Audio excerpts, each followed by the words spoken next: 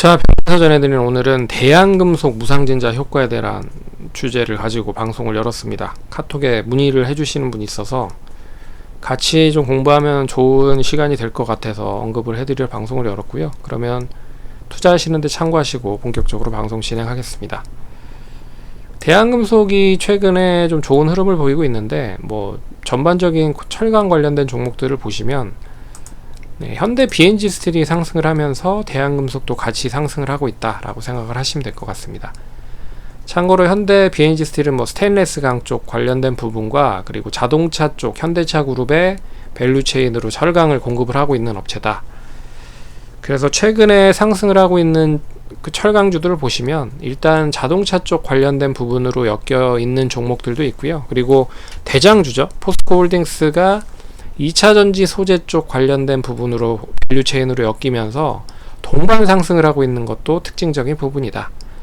그래서 대한금속도 그런 부분으로 같이 철강 관련된 종목들에 대한 움직임이 좋다 보니까 같이 그 후광을 입고 있다라고 생각을 하시면 될 것 같습니다. 그래서 분위기는 그런 흐름이고요. 그리고 이 4월 5일날 무상증자 관련된 뉴스를 발표를 했습니다. 4월 5일날 이런 식으로 발표를 했고요. 참고로 4월 5일날 발표를 했는데 정정으로 4월 7일날 정정 발표를 했습니다. 그래서 기간 날짜들이 좀 바뀐 걸로 알고 있는데, 어찌됐든 보시면 150% 정도 배당을 한다라고 합니다. 그래서 기존의 주식 증자전 발행 주식 총수가 1900만 주였고요. 150%를 하니까 2650만 주를 증자를 한다 라고 보시면 될 것 같습니다. 이런 이제 세부적인 부분이 좀 바뀌었다. 이제 4월 7일날 바뀐 거는, 변경한 거는 이제 정정 전 정정 후로 변경된 거는 참고를 하시면 될 것 같고요. 저희는 이제 어느 시점에 매수를 하면 이제 주식을 받는지를 볼 수가 있을 것 같으니까 그거를 중점적으로 얘기해 드리겠습니다. 신주 배정 기준일이라는 게 있는데요. D-2일까지 주식을 사면 이제 주식을 받을 수 있다, 증자를 받을 수 있다라고 보시면 됩니다. 그러면 D-1이면 18일, 19일, 20일이죠. 그러면 18일까지 주식을 사면 이제 증자를 받을 수 있다라고 생각을 하시면 될 것 같고요. 19일 날은 권리락이란 게 이제 생깁니다. 권리락이 뭐냐면 주식 수가 많아지잖아요.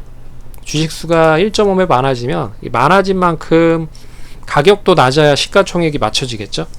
그래서 그 가격이 이제 낮아지는 가격을 말합니다.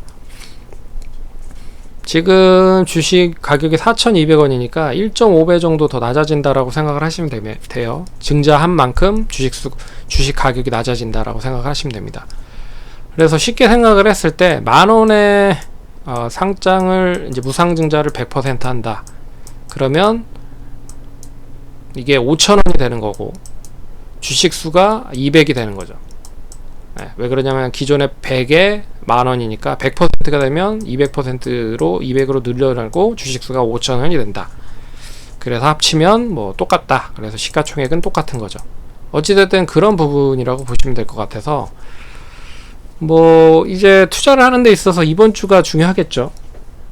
내일 모레까지 주식을 이제 가지고 갈지 말지를 결정을 할 수가 있을 것 같은데, 결국 지금 분위기 자체는 2차전지 쪽 관련된 부분과 이제 자동차 쪽에 대한 부분들이 나름 괜찮은 거잖아요. 그래서 좀 긍정적이다라고 좀 볼 수 있을 것 같은데, 이제 만약에 후폭풍이, 그러니까 2차전지 쪽에 대한 부분이 얼마만큼 연결이 되면서 상승을 할 수 있을지에 대한 부분을 보시면, 그럼 이제 반대로 생각을 했을 때 2차전지 쪽이 좀 조정을 보이면 이제 철강 쪽도 조정을 받을 가능성이 높다라고 볼 수가 있는 거죠. 그래서 제가 생각했을 때는 2차전지 쪽이 엄청나게 터무니없이 많이 올랐기 때문에 굳이 2차전지 쪽 소재에 관련된 종목을 사라고 하면 저도 포스코홀딩스를 사겠습니다. 근데 동반적으로 상승을 했었던 흐름들이 많기 때문에 이제 개별적인 흐름으로 연결이 돼야 된다는 거죠. 그래서 굳이 2차전지 소재 관련된 종목들이 빠지면 포스코 홀딩스도 최근 뭐 실적이 나름 조금씩 돌아서고 있는 흐름도 있지만 분위기 자체는 포스코 홀딩스도 하락을 할 거라는 거죠.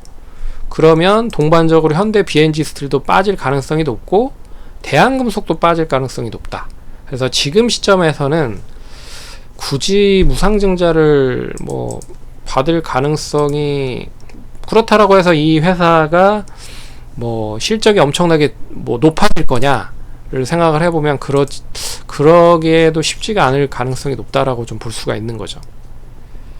그래서 실적에 대한 부분을 보시면 뭐 연간 실적에 대한 부분은 계속 늘어나고 있는 상황은 뭐 긍정적이다.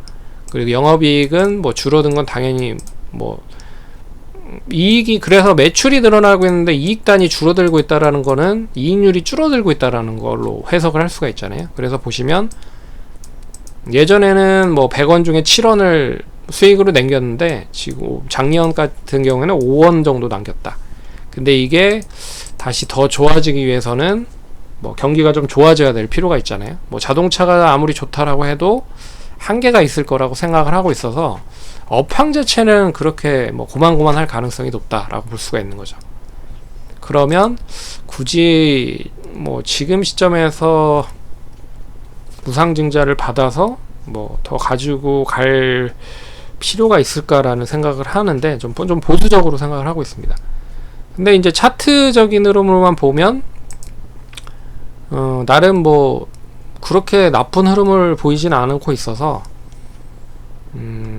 이제 여기에서 가격이 좀 한 1.5배 정도 낮아질 거잖아요. 그러면 그 가격선에서 이제 권리락이 되고 나서 이제 빠르게 얼마만큼 올라가는지가 중요할 것 같습니다.